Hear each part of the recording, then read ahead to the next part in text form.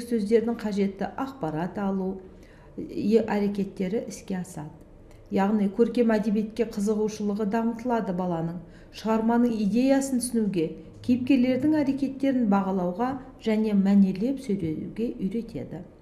Бала әдеби жанрларды ертегі, әңгіме, тақпақта жата біледі.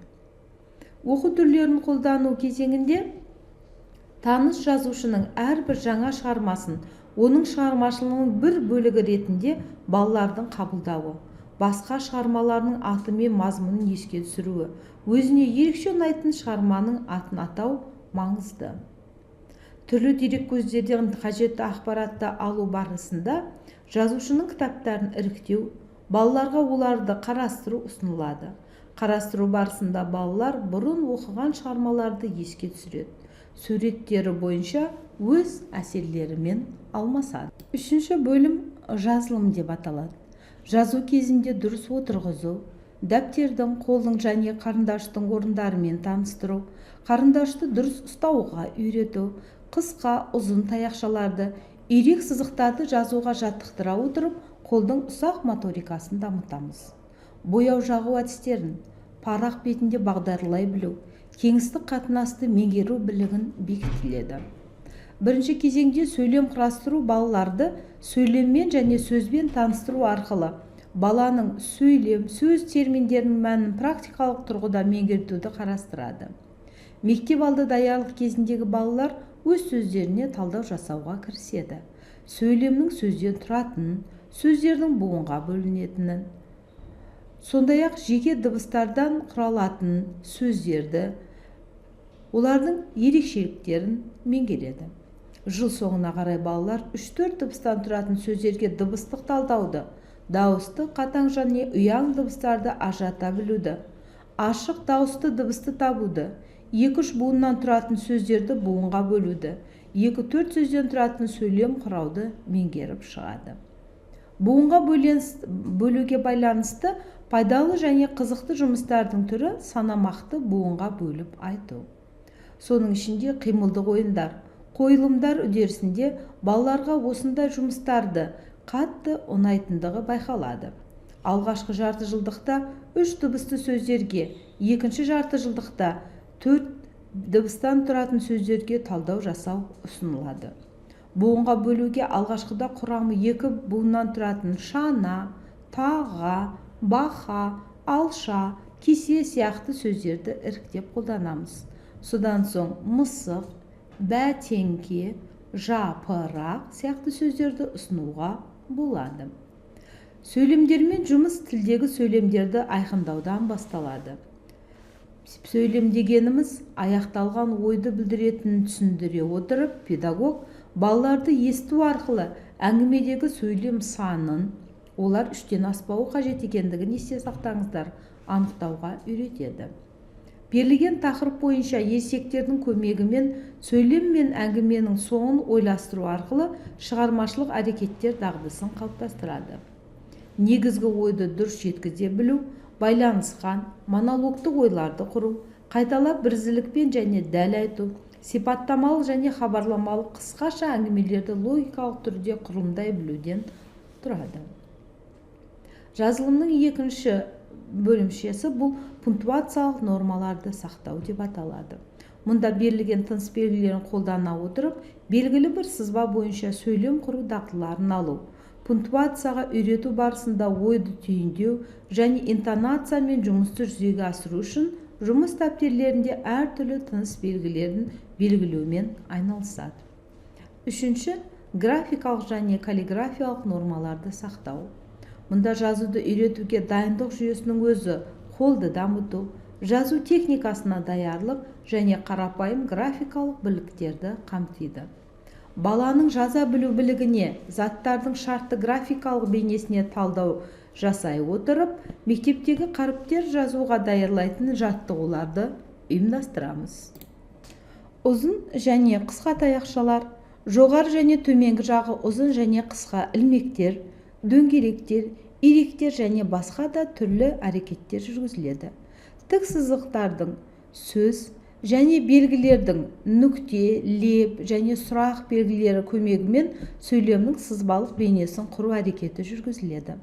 Балалар қысқа сөздерді, яғни қосымша сөздерді, одағайшылау есімдіктерді, үлгілерде неғұрлым қысқа сызықтармен белгілейді. Жеке сөздерді белгілейтін сызықтардың арақашықтығы бір тордан аспайды. Ендігі кезекте қазақ тілі пәнінің мазмұнын тыңдасақ. Қазақ тілінде дұрыс дыбыстауды қалыптастыру.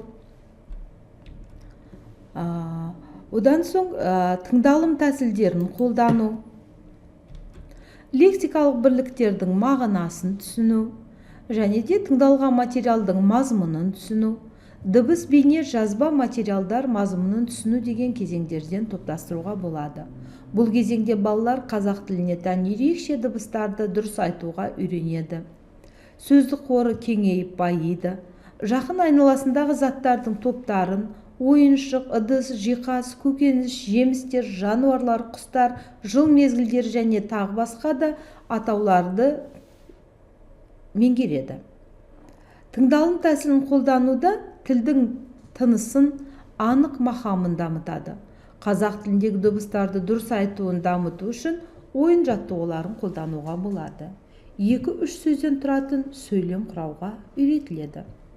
Лексикалық бірліктердің мағынасын түсінуде сөз тіркестерінің, яғни зат есім мен сын есім, зат есім мен етістік, зат есім мен үстеу, тағы басқа да конструкциялы сөз тіркестерін құрумен тілінде жекеше және көпше түрдегі зат есімдерді қолдануға үйренеді. Тыңдалған материалдың мазмұнын түсінуде қарапайым диалог, бұл не, жылдың қай мезгілі сынды сауалдар қойып, жүргізуге және қысқа әңгімелер құрастыруға жаттығамыз. Қазақ тіліндегі тақпақтар, мақалдар мен мәтелдерді жаттайды. Дыбыс бейне жазба материалдар мазмұнын түсінуде қазақ тілінде тыңдау және түсіну бірліктерін қалыптастыруға бағытталады. Тілінде қазақ сөздер мен сөз өрнектерін қолдануға, мемлекеттік тілде сөзді анық айтуға үйренеді. Мынау не, неше, не істеді, қайда, қандай деген қарапайым сұрақтар қою арқылы баланың сөздік қоры дамиды. Қатынас білім беру саласында бірнеше тілдерді, яғни өзінің ана тілі қазақ тілін, орыс тілін екінші тіл ретінде және ағылшын тілін шет тілі ретінде меңгеруге мүмкіндік бар.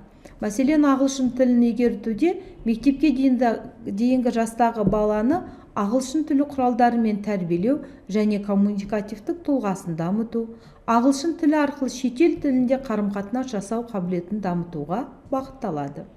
Мұнда жекеленген фразаларды, одан кейін сөздерді ажырату, бөліп алу, қарым-қатынас кезінде қолдану және ағылшын тіліндегі фразаларды өз бетімен құрастыра білуге бағытталған. Бала тұлғасының, санасының дамуы әрекеттер арқылы жүретін бекітілген әрекеттердің сананың және жеке тұлғаның бірлігі ұстанымын қалыптастырады. Ағылшын тілі сабағында тиімді тыңдалымға үйрету, қоршаған әлемдегі түстерін атауын, санды, көлемді, пішінді, сондай-ақ дыбыстың, әннің, оқиғаның, қойылымның көмегімен және затты сипаттай білудің тілдік біліктерін айқындаймыз. Қарым-қатынас жағдайлары мен қызметтерінде лексикалық тақырыптық сала қалыптасады. Бұл түс, көлем, 1 мен 5 арасындағы сандар, отбасы мүшелері, ойыншықтар, жануарлар, дене мүшелері, киімдер, азық-түліктер, ақыл-ой және дене қабілеттері, эмоциялық жағдайы мен сезімдері, күнделікті әрекеттері, салтанаттар мен мерекелер, сиқыр және ертегілер әлемі сынды бірнеше топшаларға бөліп топтастырамыз. Ағылшын тіліндегі мектеп жасына дейінгі баланың негізгі тәрбиелеу және коммуникативтік тұлғасын дамытуда баланың сана және тұлға бірлігін басты құндылық ретінде бөліп алу қажеттілігі туындайды.